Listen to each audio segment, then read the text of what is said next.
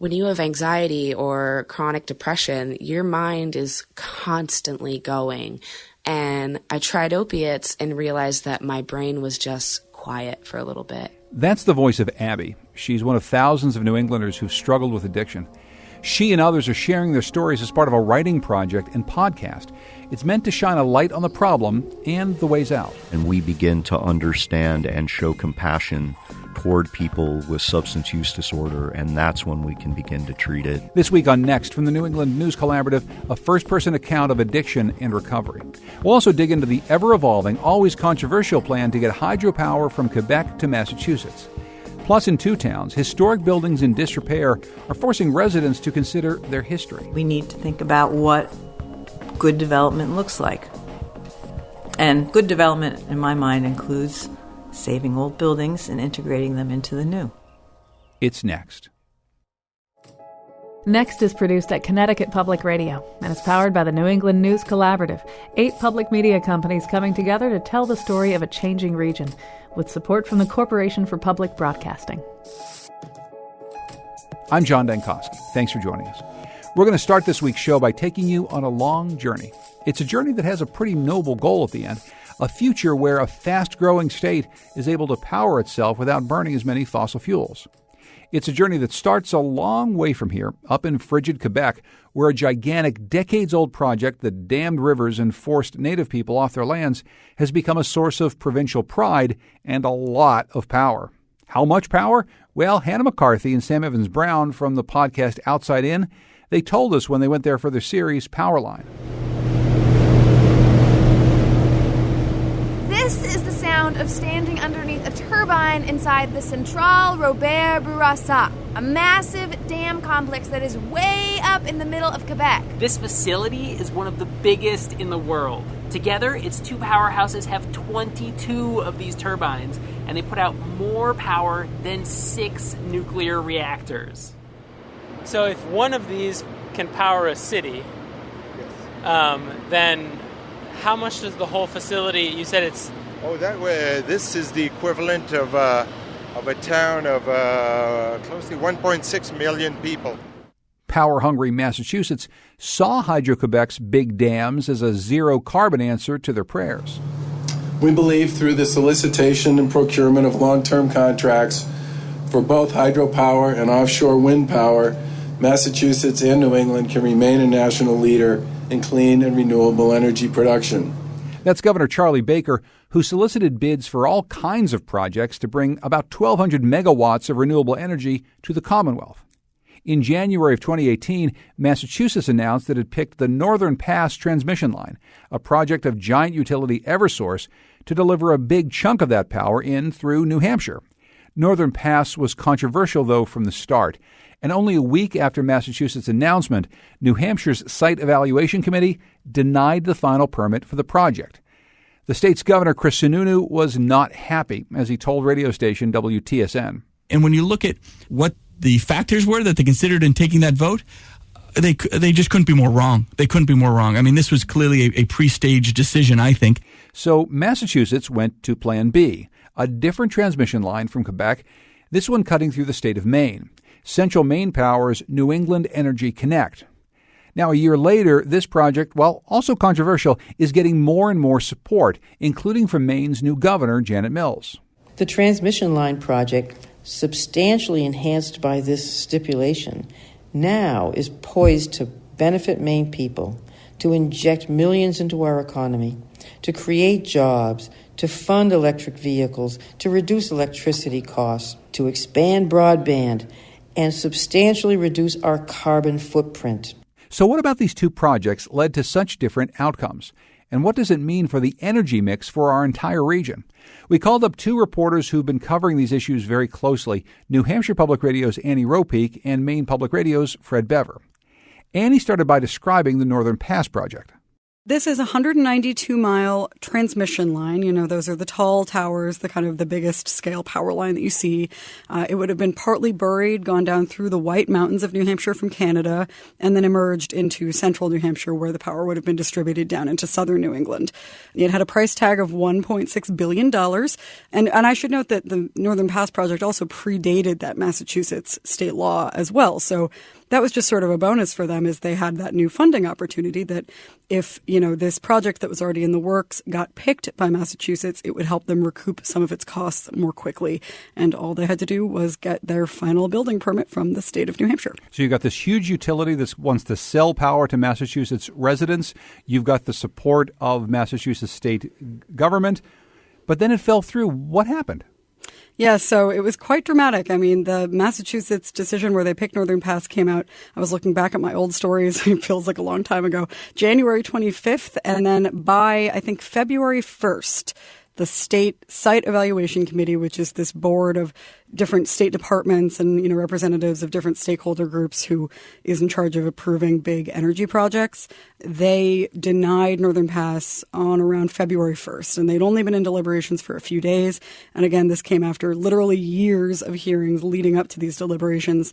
They had scheduled a few weeks of deliberations. So it was a huge surprise when on, I think, day 3, they said, we don't believe this project can pass muster. We're ready to vote it down right now. And they did. And so basically the Site Evaluation Committee has some criteria that are laid out in our state law that they are judging all of these projects against, whether it's, you know, a relatively small solar project that just makes the cut of being considered large scale, or something really enormous and transformative like Northern Pass.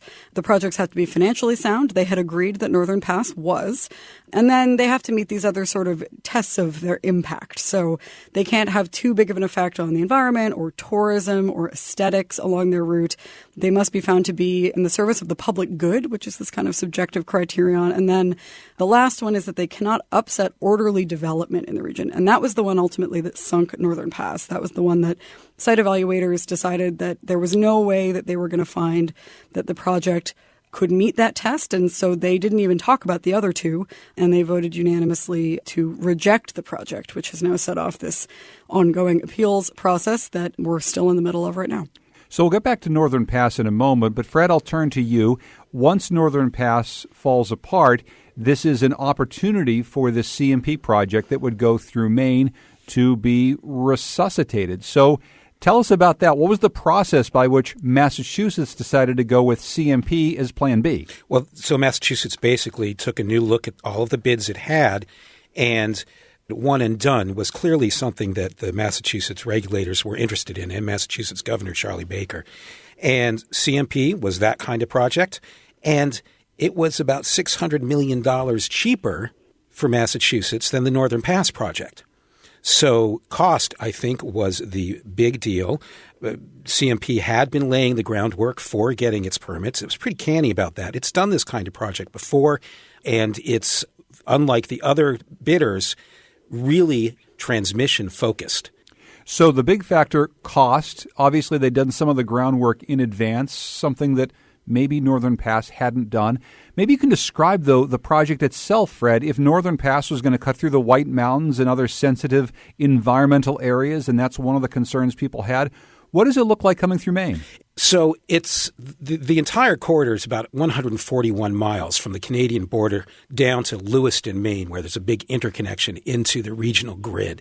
And most of that requires upgrades, taller towers, more robust lines for the high voltage DC current that would be coming from Canada into the regional grid. But the most controversial part is about 53 miles of new corridor going through forested territory in western Maine, in its mountains, across some of its rivers. And that's been where a lot of the controversy has focused on whether the trade-off between cutting through the woods there is worth it compared to whatever Maine's going to get out of this project. One of the problems that dogged Northern Pass, Fred, was that it didn't have some of the necessary permits in place, that it was still waiting for some of that. And as it got started, it led to perhaps its demise. What did Maine have already in place to allow this project to get started a little bit more quickly? Well, one thing is that while it's still in the permitting process now and always needed certain permits, Central Maine Power had secured the entire corridor that it needed. Of course, it already had the existing parts of the corridor, but it had also secured either ownership or easements across a particular route. They had also started negotiating with various towns, which would get some property tax benefit out of the project to get their support for the project from their local governments. And in addition, none of this is on public land. A good deal, and Annie, you can help me with this, a good deal of the Northern Pass project was actually on national forest land. So there isn't the same sort of public resource and public interaction that there was at Northern Pass. Yeah, that's true. I mean, Northern Pass had to go through a number of really high-profile court battles to try to secure some of the land that they needed. So they had all their land lined up, but it hadn't been sort of automatically available to them. They had to negotiate with a lot of environmental groups with the National Forest to get some of the corridor that they needed. But the rest of it was an existing rights-of-way, and that's something they really pushed a lot, that, we're not going to have to blaze any new trails for this thing, but really, that was only because they, had to sort of go through the motions of securing the corridor way ahead of time, which, brought them, they felt, into a position where they were all ready to go. And it's interesting that the opposite was true for CMP, that they were sort of felt okay about their state approvals, but they still had some of those little details to be worked out, or not so small details, depending on who you ask. Whereas Northern Pass, one thing that got them in trouble is they may have treated that site evaluation committee approval not as a given, but as, we've made it this far, we can make it over this hump. We feel that the project meets all these tests of code, and all we have to do is talk through it, and that turned out not to be the case. A key part of any project like this, if you're going to take a power line through one state, ostensibly to get power to customers in a completely different state, is the residents of that state, New Hampshire or Maine, probably have to get something out of it. So, Annie, I'll go to you first. What were New Hampshire residents told they'll get if Northern Pass cuts through the White Mountains and goes all the way down to Massachusetts? So one thing they were told is that they were not going to have to foot the bill for this alone, that, we all share in the power here and we share in those costs. And New Hampshireites were not going to have to worry about paying to bring power to Massachusetts, in theory.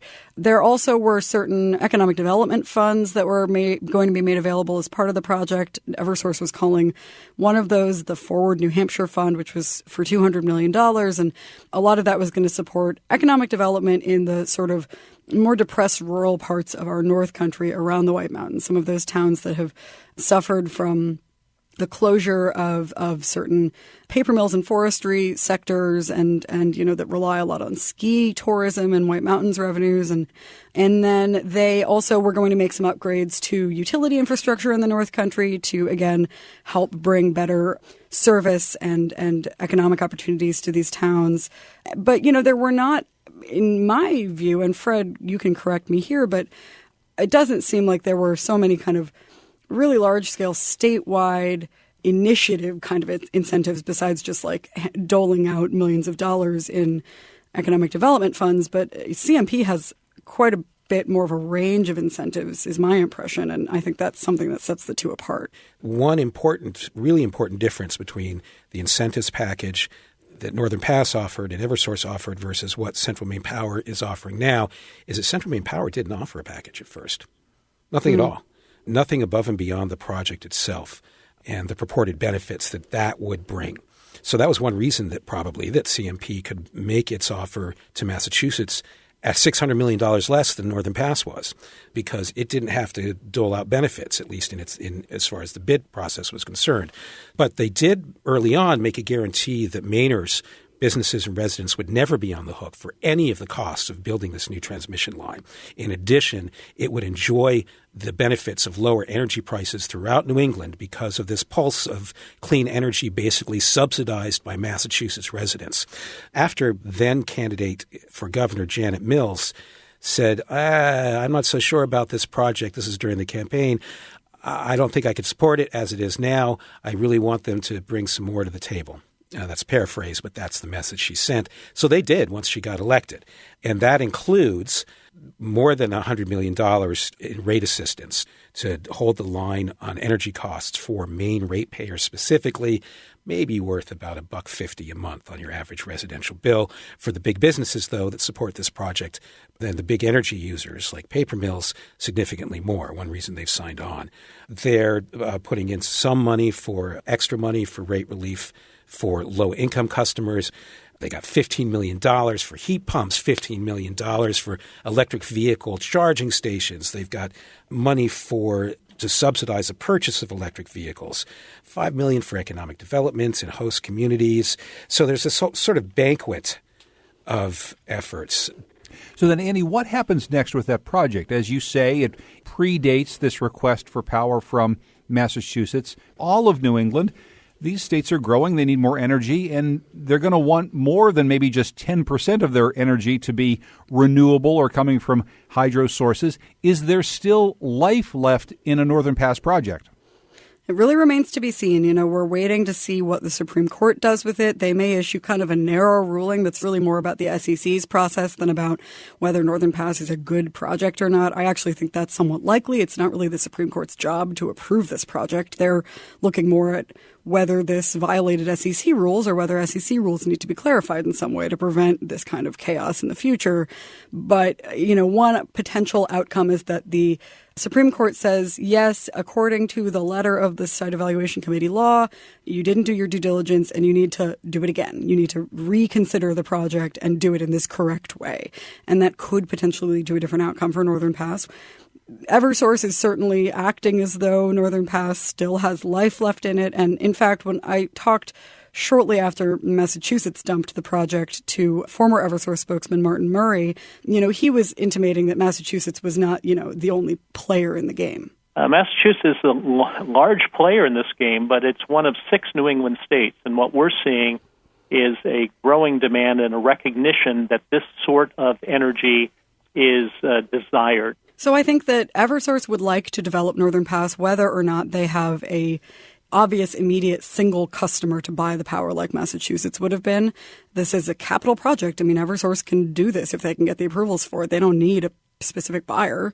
They can just sell the power straight into the regional grid and pass the costs on to ratepayers potentially, or, do it through some other means. And so I think it'll be really interesting to see what comes out of the state Supreme Court. And I think Eversource is going to do all they can to try to revive this project in some way, although I think that there probably are not so many options for them to do that, but they're gonna do what they can for sure, because they've invested millions of dollars into this campaign so far, and so they're not going to let it go easy. I think they wouldn't mind if the CMP project here in Maine went away. Oh, sure, yeah. I mean, can you imagine if they switched back to Northern Pass? I'd rather not. One thing I do want to mention in all of this, I've been talking about Central Maine Power. We're really talking about international energy giant Iberdrola, which in turn owns Avangrid, which in turn owns Central Maine Power. And so this is like one component of a big playing field for moving to a more renewable energy future. Iberdrola is mainly in the wind energy business in Spain.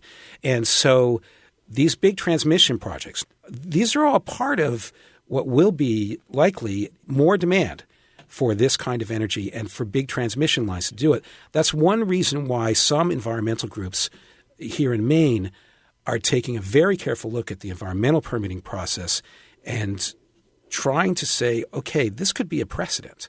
I think that that's one important thing about watching this process in Maine is to see what the environmental regulators come up with in terms of mitigation for the ecosystem values that will be lost if this project goes through 53 miles of what right now is contiguous forest land. Fred Bever covers energy and the environment for Maine Public Radio. Annie Ropeek covers energy and the environment for New Hampshire Public Radio. And they both joined us today. Annie and Fred, thank you both so much for joining me. I appreciate it. Thank you. Thank you, John. Coming up, we'll visit crumbling, abandoned, but historic sites set for demolition. But first, a story of addiction and recovery. It's next.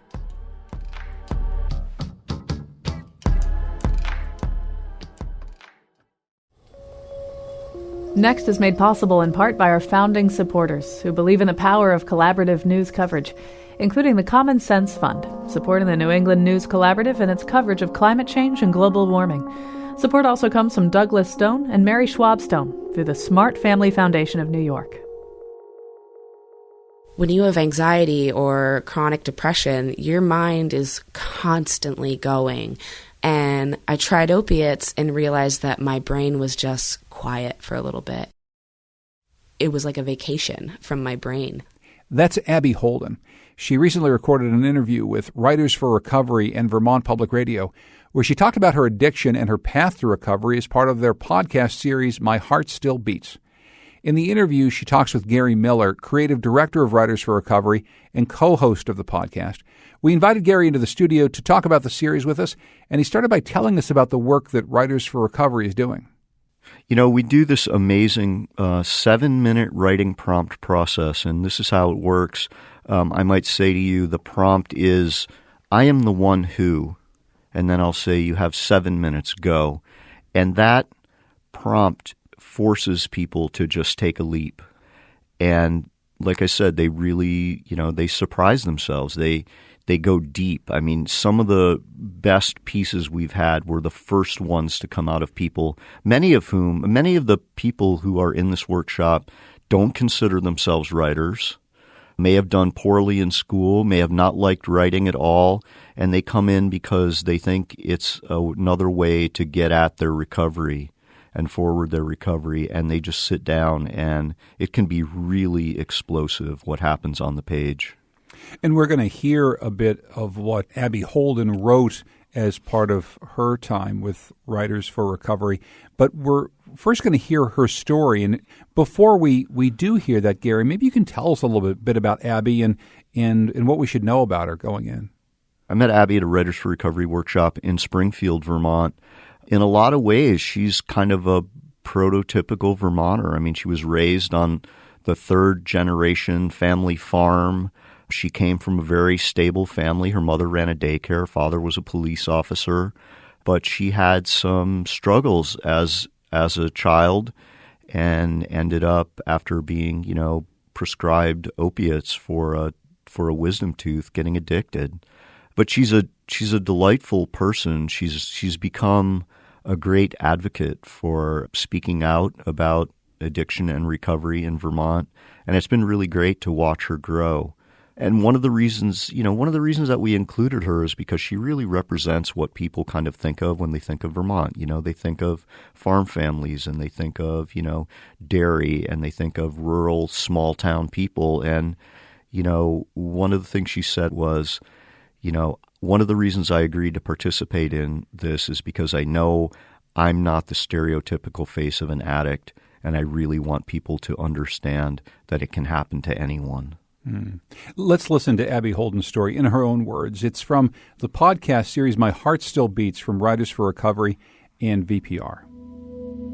I was 17, my senior year of high school, and I had my wisdom teeth taken out.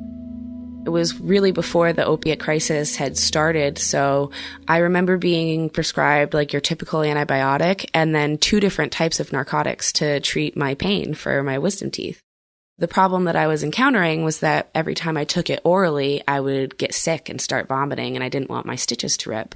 And then I think somebody at school just suggested, well, if you just crush it up and snort it, then you won't have to deal with being sick, but it'll still treat your pain. And so once I learned that trick, it was just kind of off and running. So I was okay with the pill circuit. I felt like, because it was a pharmaceutical, it was safer. I wasn't going to get hurt doing this.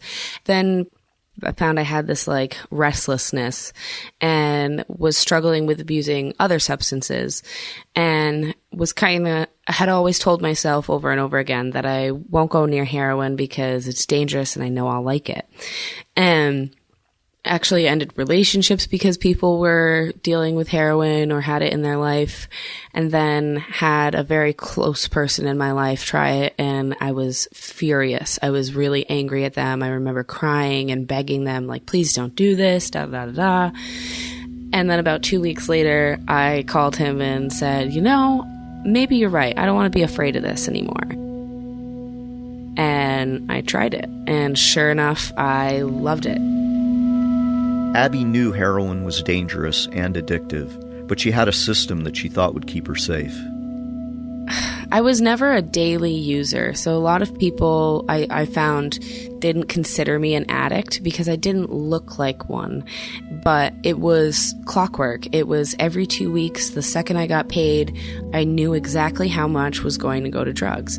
And I usually tried to space out what I bought so that it would get me at least most of the way through every 2 weeks, but I guess I was unlucky in the fact that I was told very early on by someone I knew who used that, oh, well, if you don't do it more than 3 days in a row, then you'll never have to deal with feeling a withdrawal. So I, from the very beginning, had a set cycle for myself where I would use for 2 days, take 2 days off, use for 2 days, take 2 days off.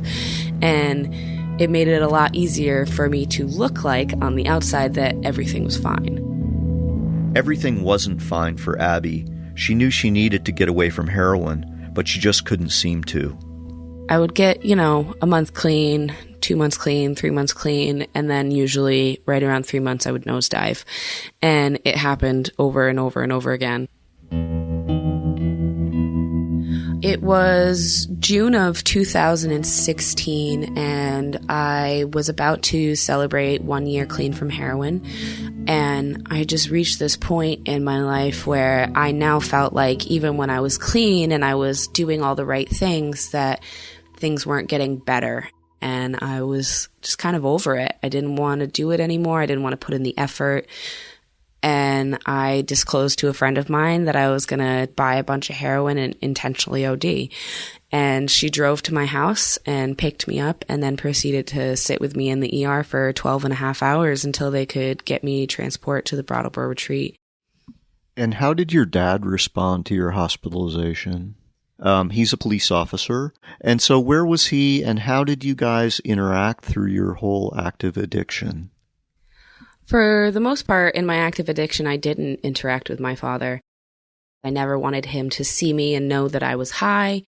My father's reputation and his integrity was always very important to me. So I tried to just keep the pieces of me that I knew he wouldn't like as far out of his vision as possible. It's still obviously a very difficult topic for him to talk about or hear about. But we've come a really long way, and I'm at a point now where if I am really unsafe or I'm feeling really triggered or I'm feeling like I might go do something that I don't want to do, I can walk down to my dad's house and say, Dad, I know you don't like it, but this is where I'm at. And he might say, yeah, you're right, I don't like it, but what do you need from me? That is so beyond what I ever thought a parent could do for their child, and I'm incredibly lucky that I have the dad that I do. Abby continued to struggle with her sobriety. The turning point came in February 2018 when her boyfriend died of an overdose at age 29. It was Valentine's Day, and my roommate at the time, her boyfriend was on the way to pick her up from the apartment, and he got there and said, oh, wow, there's something going on over here in Springfield, and I don't know what it is, but there's lots of cops, there's lots of ambulances, I'm not quite sure. And I remember just feeling this sinking feeling in my heart just dropped out of me, and I just knew.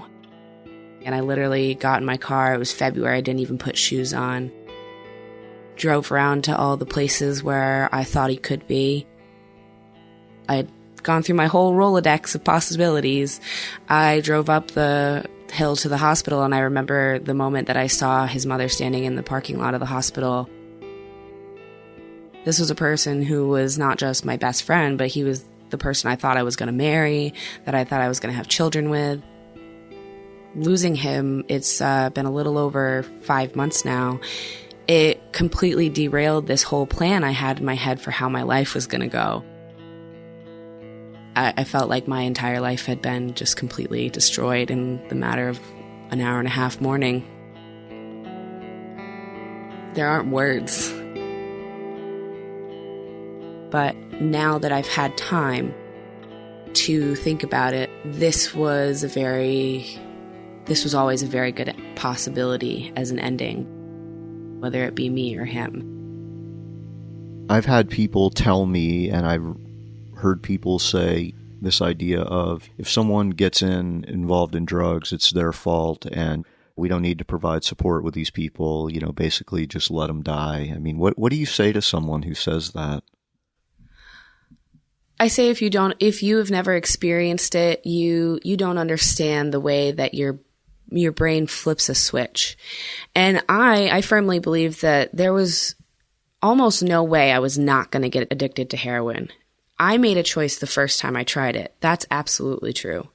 But from then on, my brain's doing its own thing. It will find any reason to justify or tell me that this is the way to handle things, that doing heroin or doing other drugs or getting drunk was the way to handle things. And I absolutely felt like I had no control over myself. And the perfect example of this is just a couple weeks ago, unfortunately, I found an empty heroin bag in my car a couple weeks ago. And I brought it up into the house, and I'm looking at my partner, and I'm trying to work out, like, how long has this been in here? Like, where did this come from? And I had this urge to open up the bag and see if there's anything left on the inside. And I looked at my partner, and I was like, you're going to need to take this from me. Because I knew that if I put the trust in myself to get rid of it, it wasn't going to happen. Or there was a possibility that it wasn't going to happen. But you have to remind yourself that any situation that could be complicated or put you at risk, it's your responsibility to avoid it. I think the hardest thing now is that is the judgment that comes with being an addict, and how everybody assumes once they know it about you that it's just a matter of time before it happens again. And most of these drugs completely rewire your brain. Like, I'm never going to feel the same amount of joy that I did the first time I did heroin. That is a scientific, chemical fact. My brain cannot do it the same way. So it's reminding myself that I'm still capable of feeling happy and coping with difficult things and dealing with my life and being an adult without the use of drugs. So I have a lot of tattoos, and 2 of my tattoos are serotonin and dopamine. And that's kind of my reminder to myself that almost every drug out there or substance that people use to alter their brain, your brain already makes it. So that's just my reminder to myself that everything I'm looking for is already in my head.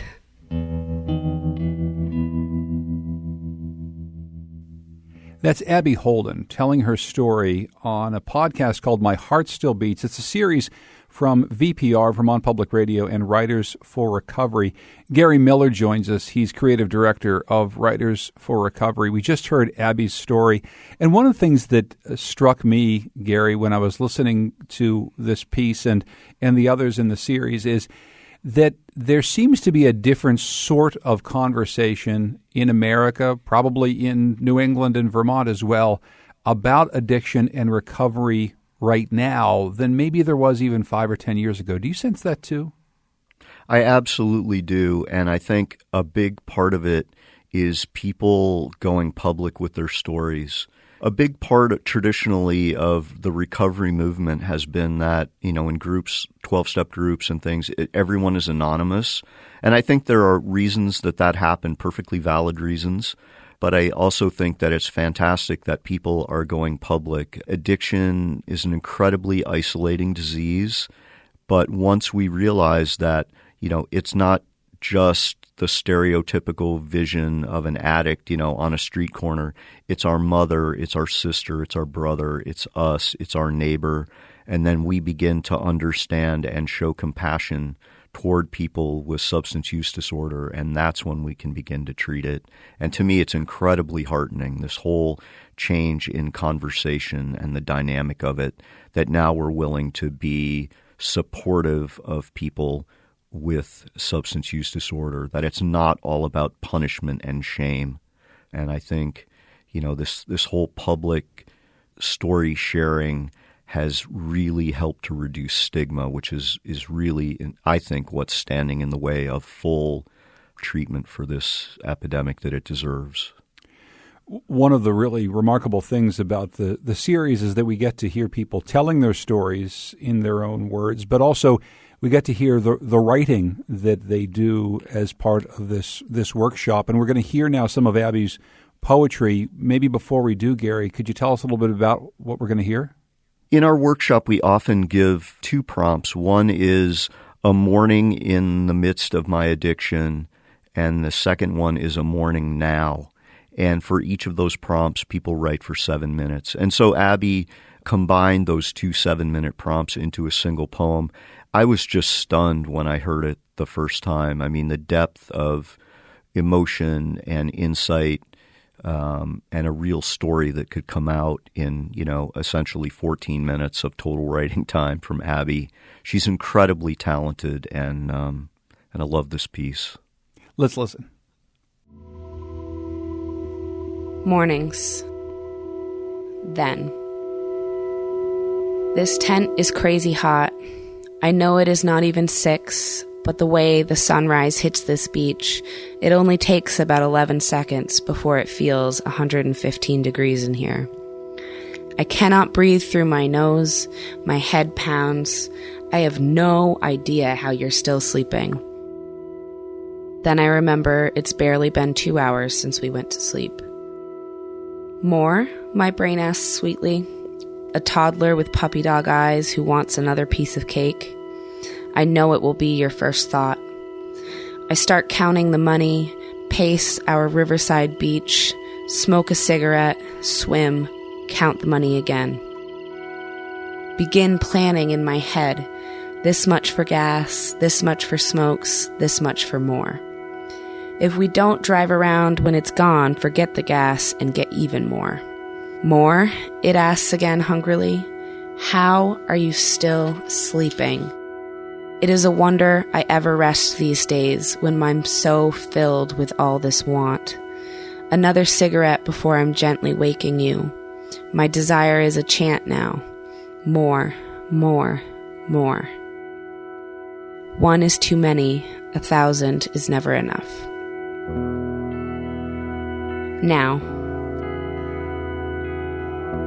My eastward-facing bedroom window has blanketed me in early morning light.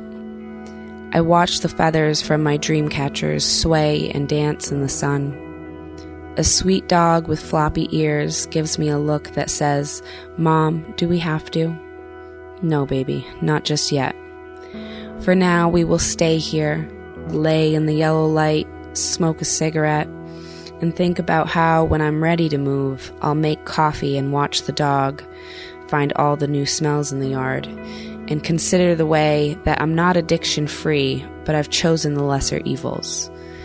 Think about how now my nights are filled with painting, writing, and creating things, rather than wasted hours and money lost, and friends I'll never get to soak in the light with again.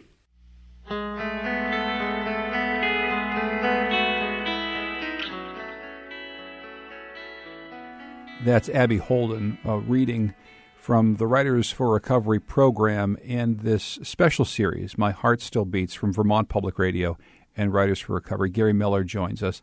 How's Abby doing now? Abby's doing great. She's in college. I actually saw her. We did a celebration and community forum for the podcast series, and she was on the panel. She's so eloquent. She's so insightful.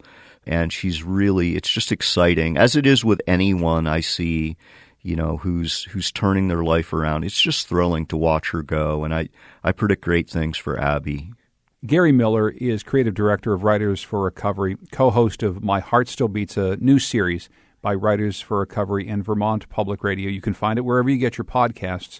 Gary, thank you so much for bringing us these stories, and thanks for joining us today. Thank you so much. It was great to talk to you. The series was produced by Gary, along with Bess O'Brien and editor Erica Heilman. The music is by Brian Clark. VPR's managing editor for podcasts is Angela Evansy, and it's all made possible by the VPR Innovation Fund. Coming up, we'll visit two communities working to move forward while honoring their pasts. It's next.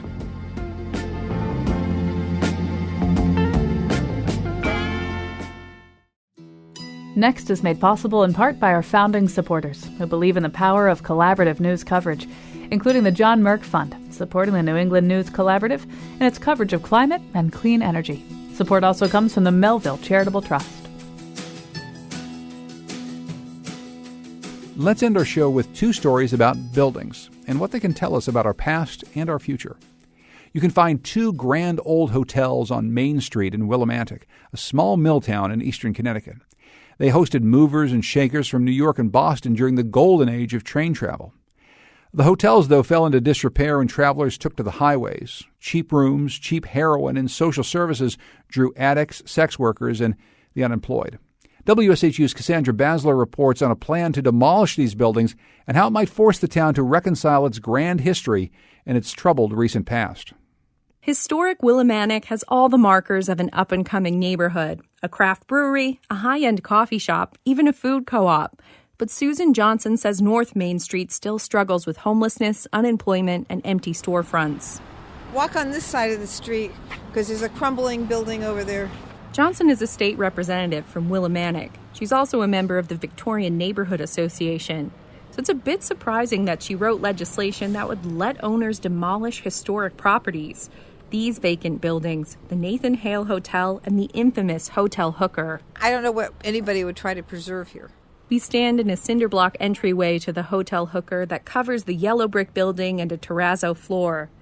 The Hartford Courant and CBS 60 Minutes immortalized the hotel-turned-flophouse in a series called Heroin Town about 15 years ago. We had a place here for people with addictions. We have been dealing with addictive problems for years and years and years. So we knew about that, and the article did nothing but help ruin the town. Johnson says her bill would demolish the hotel's troubled legacy and make way for market-rate housing. Resident Jean Dismay doesn't like that plan. I would like mixed housing better than a flop house, but that's part of our history. To me, that's part of the history of the town, and it's okay to say, yeah, look what happened. Dismay gathered more than 500 signatures to petition the state to keep the buildings.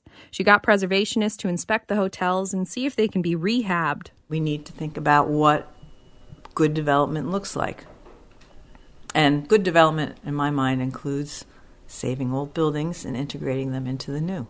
Willimantic was the center of the textile industry. That's one reason why Hotel Hooker was the first in the region to have electricity in the 1880s. But it looked run down by the 1920s, so the townspeople funded a new hotel next door. Wyndham Town historian Jamie Eves says they built the Nathan Hale Hotel as a show-off building. When you do that, you put neat things into it. So you make a lobby with a polished granite floor. They had a dining room that had a skylight. It stuck out the back of the buildings. Eve says the Hale building was last used as a dormitory and office by Eastern Connecticut State University. The Hotel Hooker closed to low-income residents 9 years ago. They are relics of a time in the past. I think it would be really nice if Willimantic had at least one of its grand old railroad hotels left in existence, but I don't know if that's possible or not. Town manager Jim Rivers envisions one future for the buildings. He points to a drawing of the proposed apartment complex where the hotels now stand. It includes a parking garage that just got more than $6 million in state funding. It would be a tremendous boost to our economy here. The image of the culture over the last 30 or 40 years has not been that great, and we have finally, I think, gotten past that. But we had a reputation of being a rough town, and the center of that reputation was the Hooker building. The town also has money troubles. It's home to the region's drug treatment and recovery centers, hospitals and homeless shelters, properties exempt from taxes. Rivers says the high tax rate and low rents have scared away developers before. We finally have somebody that wants to do something with that site and other sites in the area to get the scale that he needs to make the numbers work, and it really comes down to the economics. Rivers worries the apartment developer will walk if the state says he has to repurpose the buildings. The State Historic Preservation Council recently voted to let the Attorney General decide the fate of the hotels and possibly Main Street. For the New England News Collaborative, I'm Cassandra Basler in Connecticut. In 1953, New England native Buckminster Fuller brought a radical idea to life. The futurist and famed architect built one of the first spherical buildings in the U.S., a geodesic dome. Now the oldest surviving wood-framed dome in the seaside village of Woods Hole has the community up in arms about how to preserve it. Here's WBUR's Cristela Guerra. I'm walking with developer Mark Bogosian inside what's left of Buckminster Fuller's geodesic dome. It feels like we're inside a giant honeycomb, and it's falling apart. Several water main breaks have caused mold and decay. The roof's ripped open, revealing a wooden skeleton. Piles of garbage litter the floor. Graffiti covers the walls. We're going to be walking over to the kitchen wing. Yeah. I'd ask you to be careful. All this is rotten out. The local landmark has been abandoned for nearly 2 decades. But before that, it was an upscale restaurant, the kind of place where families took Mother's Day photos and couples married their sweethearts. The dome also holds architectural history. It marks one of Buckminster Fuller's earliest attempts at what would become his greatest architectural invention, the geodesic dome. In the middle of the 20th century, constructing a spherical building was a radical new idea. When Bogosian bought the land 3 years ago, he instantly saw potential. And when I see a site that is in such a good location here in Woods Hole, but is in such dire disrepair, and seeing that there was some great opportunity not only to provide an incredible amount of work for people that live and work in the community, but something that I can be proud of, that for generations I can show my children this is what I've accomplished, was something that was extremely important to me. Bogosian and his partner bought the 5-acre property for nearly $3 million. He says they're working with the state's historical commission to develop a plan for the dome. Around it, he plans to build a luxury retirement community with affordable housing rentals close by. But his project is a point of contention. I'm worried about the timeline for this. I'm worried that he's going to get going and never finish. Woods Hole resident Nicole Goldman and a committee of designers and architects don't believe Bogosian has an adequate restoration plan. Goldman's committee initially talked with Bogosian about leasing the dome or buying a portion of the property the dome sits on to turn it into an art center. But negotiations fell apart. One of Bogosian's attorneys said Goldman wanted too much control over the preservation efforts. Goldman now feels the developer never intended to make a deal. Well, you know, Falmouth has a motto. Isn't Falmouth nice? I don't see how this project is fitting that motto. So, yeah, they're doing their very best to make me feel really soured about the town and about the process and about my village. At a town planning meeting, the tension is obvious when Goldman's husband Jonathan walks out after alleging they'd been shut out of the process. But you're not respecting what I'm trying to say here. Yes, I am. How is that? Can you explain that to me? Yes, I can. Please I'm listening. Please sit down. No, please, just answer my question. I didn't ask for a debate. The thing that hurts me about what's going on in this town is that it's pitting friends against friends. And it's actually, there are families that have people on both sides, and it is causing such friction in something that shouldn't necessarily have friction. Becky Connors is the general manager at the Sands of Time, an inn and harbor house her family built and has owned since the 60s. She grew up here, a stone's throw away. She put herself through college working in Fuller's Dome. Well, it was thriving. The Dome was a really fancy place to come out for dinner. It was like a special treat, a luxury kind of thing. So when I worked here, we had bus tours every morning. We'd get here about 6, and there'd be a whole bus of people coming in, staying here. And it was, a pretty fancy place. And it's really sad to see how far it's fallen. Connors prefers a park, but says at least the property will no longer be an eyesore, and supports Bogosian's development. He hopes to begin construction this year. We understand that this is a key part of this development, but it's not the only part of the development, that there's a lot more here. So as much as this dome will be a real jewel of the development, I think so is having affordable housing that people are going to be able to live and walk down to Woods Hole where there's so many jobs available. Fuller once said, "We are all astronauts on a little spaceship called Earth."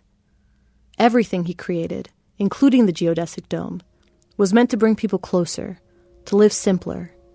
But at Woods Hole, the dome currently stands as a marker of a big divide. For the New England News Collaborative, I'm Cristela Guerra.